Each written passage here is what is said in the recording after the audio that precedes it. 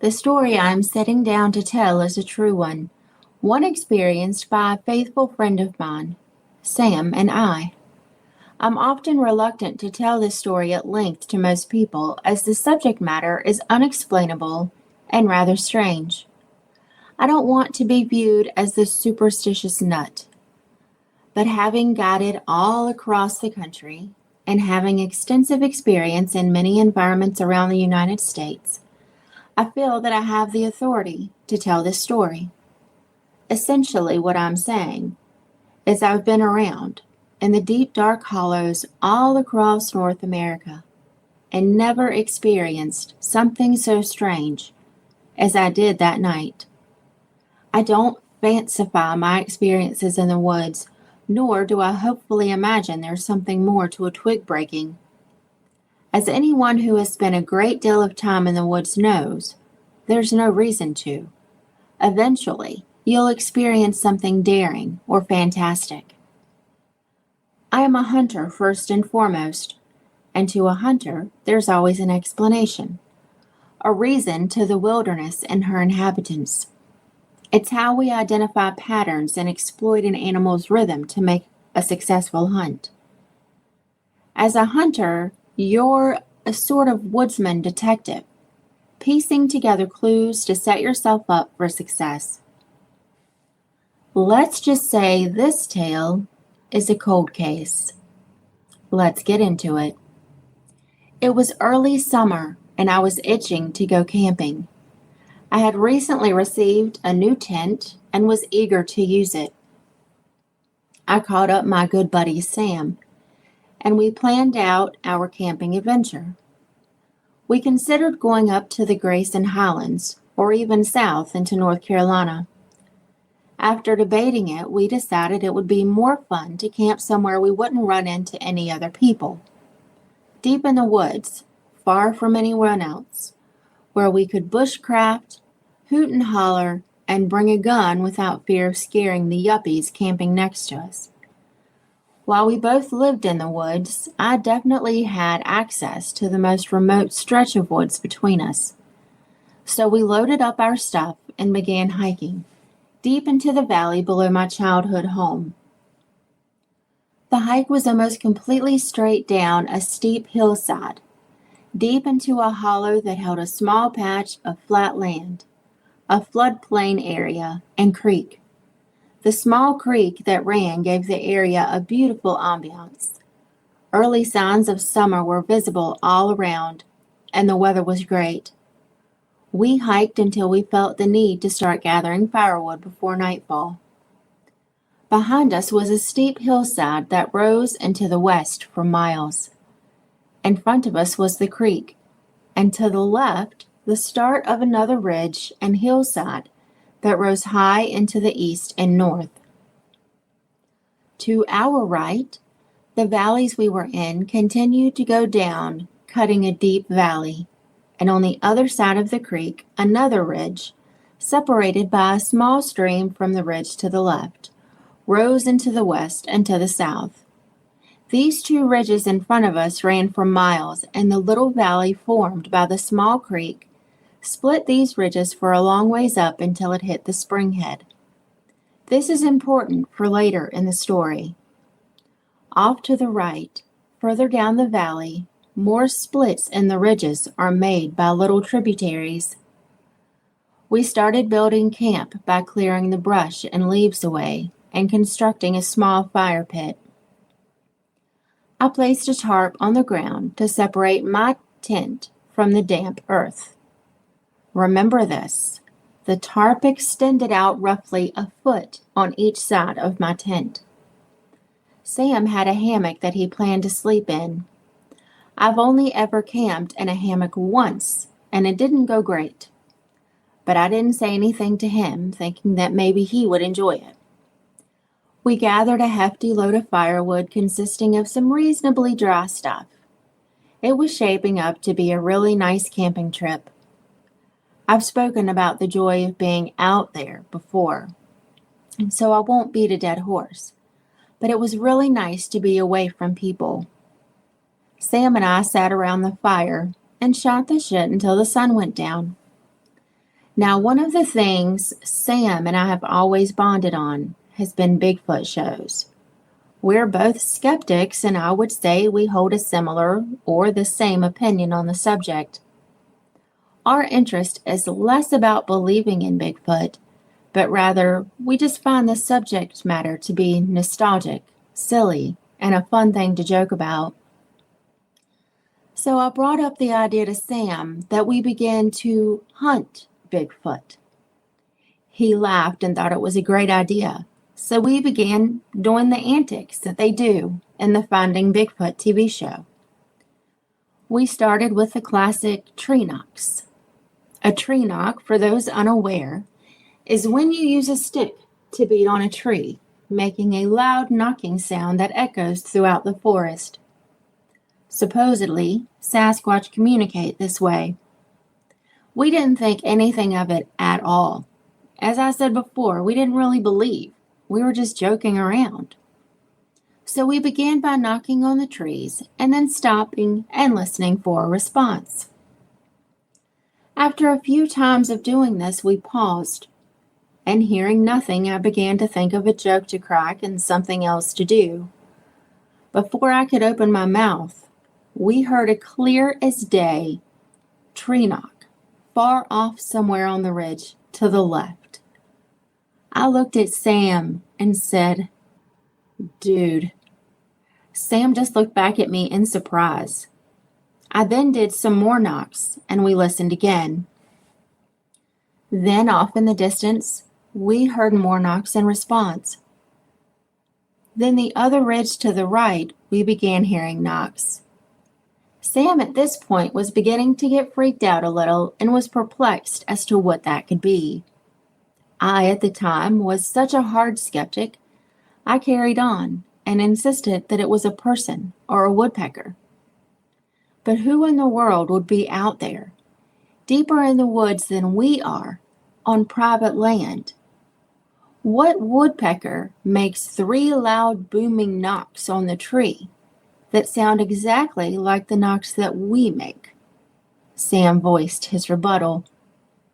I ignored these arguments and held strong to the fact that there is no Bigfoot.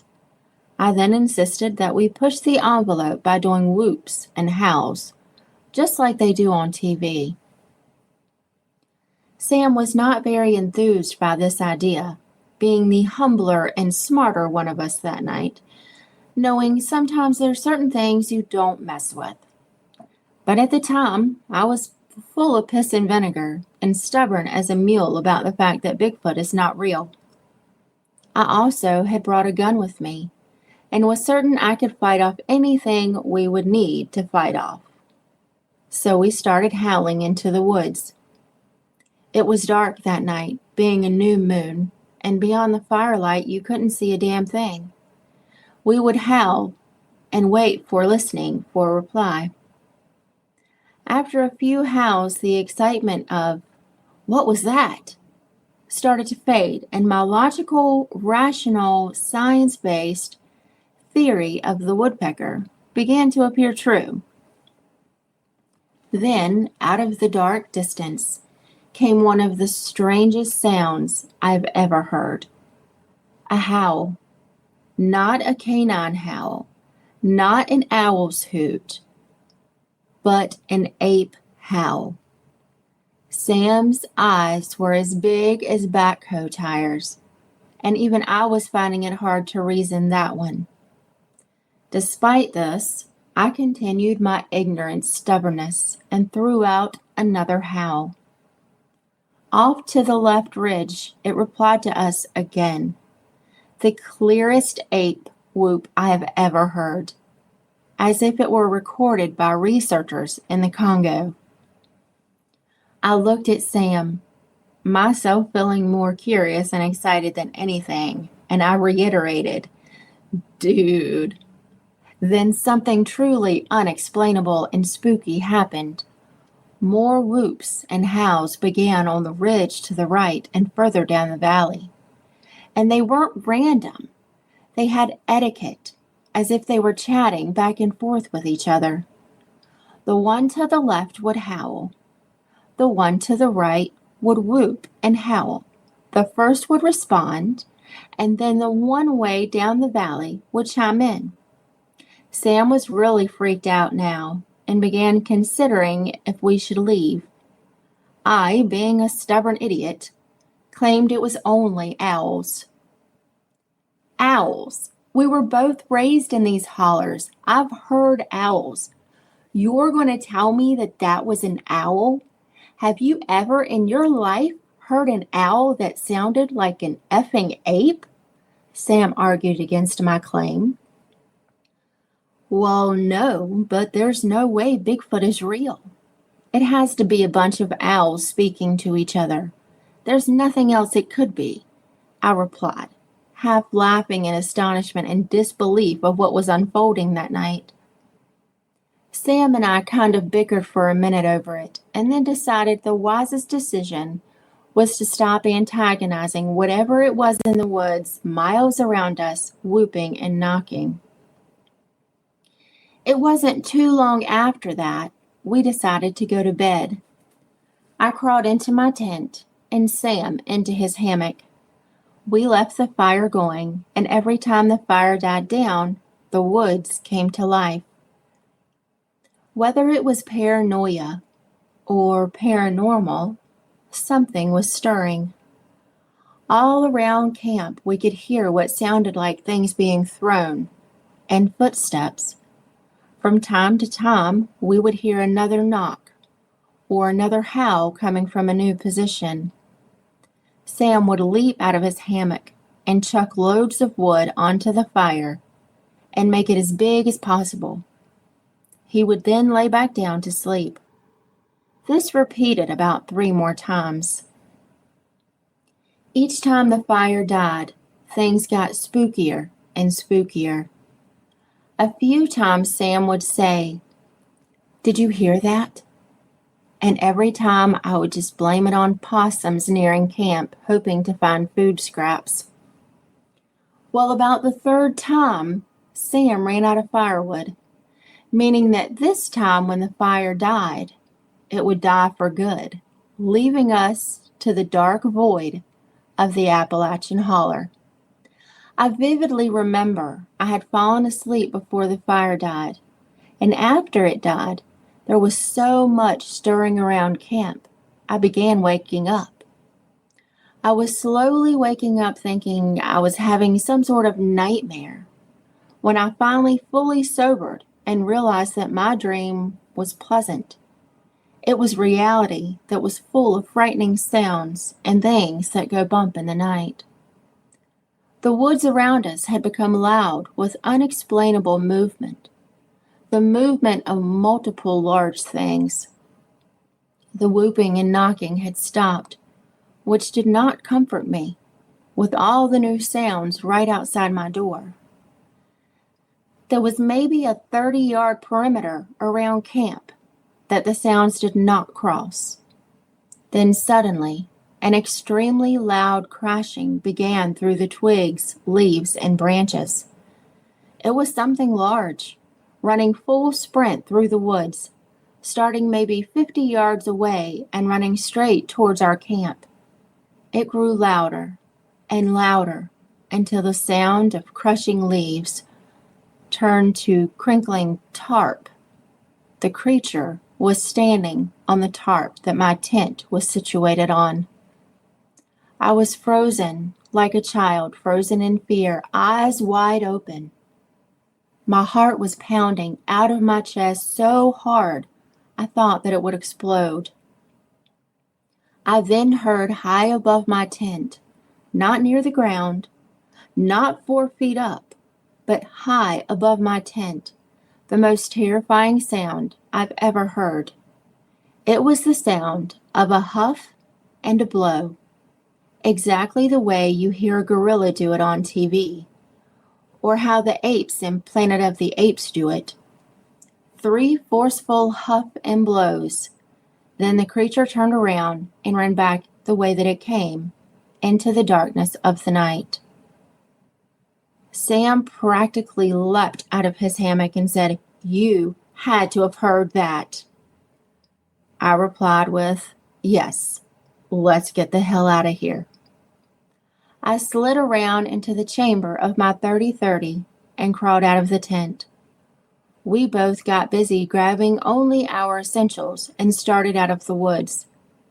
Using shitty dim flashlights, we made our way up the hill, frantically looking behind us into the terrible night and trying to move fast without running. We hiked a long ways, and by the time we made it back to the house, it was far past midnight. We never did see what it was that charged us, and we never did hear anything else after that. But whatever it was, scared us enough to make us hike out in the dead of night and leave all of our gear there. We returned the next morning in full daylight to gather our things. Looking back, I wish we had surveyed the area for tracks or some clues as to what it was. But at the time, we did not want to be down there for any longer than we had to. Having been some years since this happened, I would go down there now in a heartbeat, not think a thing of it. When I come home, I usually feel a sense of ease in the woods. It feels like a weight is lifted off of your shoulders knowing there are no cougars or grizzly bears to worry about.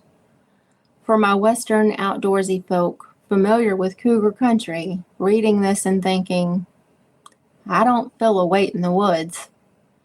My reply would be the question, have you noticed you've been stalked before? Cougars are some of the sneakiest creatures in the animal kingdom, and just because you've never noticed it doesn't mean that it hasn't happened. I myself have been stalked. It's a feeling that will stick with you and definitely put you on edge in cougar country for a long time after. And as far as grizzly country, it's a similar feeling, but a little different. What is funny, though, is despite that weight being lifted initially, an old feeling always returns. I know it's not some sort of psychological thing having to do with that patch of woods, specifically because I feel it in most places in the Appalachia. It's a feeling of being watched, a feeling that something is there, and a feeling of dread. And it amplifies every time you hear some strange crashing in the woods or a sound that you cannot explain. Most of the time I've experienced this, I've had a gun, and I think to myself, come on, man, you're the most badass thing out here.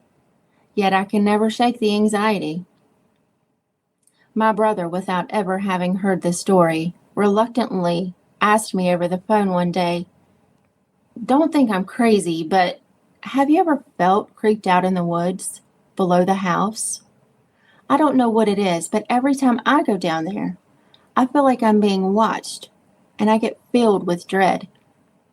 Hearing him say that sent shivers down my back, simply because I always dismiss this feeling.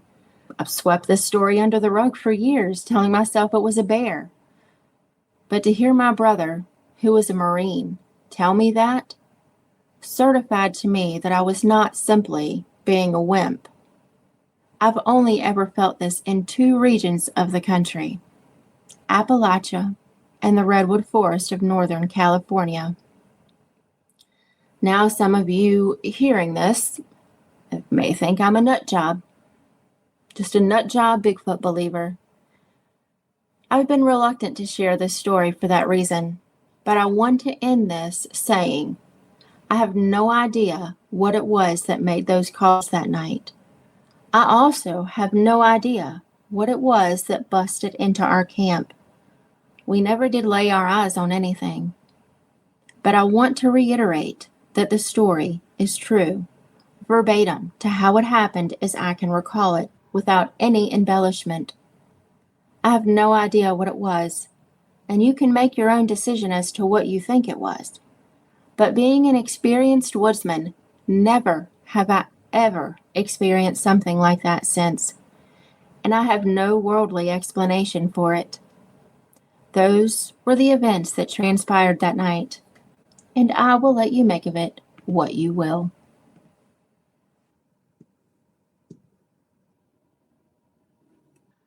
So a year has passed since I fully realized they were real, and I'd gotten a couple friends on board, at least enough to go camping and see what we could find. We ended up at a campground in Lost Creek Wilderness, a little ways northwest of Pikes Peak, Colorado. We didn't really expect to find anything on this first trip, and we were skeptical of the signs we had come across until the morning, but we did notice a couple things. In an aspen grove nearby, we found an aspen tree that was broken off at its base. Nearby was this area of matted grass. We also found a few broken off trunks, 8 to 10 foot tall aspen trees, sort of hidden, laying behind some rocks. Later that night, sitting around the fire, one of my friends suddenly said, "Whoa, I just saw a flash of light over there." We decided it must have been a headlight shining through the trees from the road in the distance, but I turned around to look in the direction he'd been looking. Then I saw it too. A bright yellow-white circle of light appeared to peek out from behind a tree some 20 feet away, briefly coming into view before going back behind the tree. We again chalked it up to being a headlight, but examining the line of sight during the daytime, I don't think that's possible. The road is quite a ways away in that direction and obscured by many pine trees. If visible, a headlight would be scattered by the pines at least. What I saw was sharply defined and circular. Also, definitely felt watched, but I wasn't into trusting those feelings much at the time, so I brushed it off. The following morning, we did a little hike, and as we were getting back to camp, walking along the creek, someone noticed a stick structure on the other side. For an idea of scale, that tallest tree in the arch is probably 9 to 10 foot tall. I'm not sure how well I can convey it. We're kind of dumbfounded by this sight because not only how, but why would a person make that? And we're making the connection to the broken trees stashed on the side of the creek, not yet placed. But again, why would a person break the tree rather than using an axe? We stand in silence for a while just thinking, and as I'm staring at this spot in the middle of the creek, a rock splashes directly in the center of my field of view. I asked my friend if he saw it, and he said that he had. We both thought it was weird. Later, though, he confessed he hadn't actually seen the rock that I saw, but had seen one earlier that I didn't notice. Just didn't say anything. Our attitude after that first trip was sort of hesitantly amazed. We really hadn't expected anything, and weren't really certain yet, but couldn't deny that we had a lot of reason to go back to that exact spot, which we did 2 days later. This time we did a night hike around midnight. We got a nearby ridge that overlooks a steep bowl-shaped slope a little ways away. I'd stopped a bit below the crest to catch my breath, so I was the last one to the top. I reached the top, and almost immediately we all heard a powerful crack, like lightning, from the middle of the other slope, followed by the sound of a tree hitting the ground. A tree broke on a perfectly clear, windless night, right as the last member of our group came into earshot of it. I want to leave my subjective interpretation out as much as possible, but this was an incredible moment in my life. The apprehension from the hike through dark trees instantly vanished, replaced by awe. God, what a mighty sound. It was like they were telling us, "Don't worry, we're all the way over here, but don't come any closer." I remember my good friend saying, "I thought it would be scary, but it's just cool." And we were a little slack-jawed and teary-eyed. We tried to knock to them, but the tree break was the only thing we heard that night. The next morning, 2 of us went on a sunrise hike, thinking we'd stop at the same ridge. but we ended up going all the way up the peak right above the campground. On our way down, we found another stick structure. I think I caught a glimpse of one of them peeking out at us from behind a tree while we were hanging out near the structure, but it was far enough away and obscured by pine needles that I couldn't be sure. There were two eyes glowing a pale blue in the early morning darkness, framed by dark brown, with a ring of light brown, I assumed hair, around the face. I could barely make it out, but the thing that kept me staring at it was the peeking motion. One eye, and then back behind the tree. Two eyes, and then back behind the tree.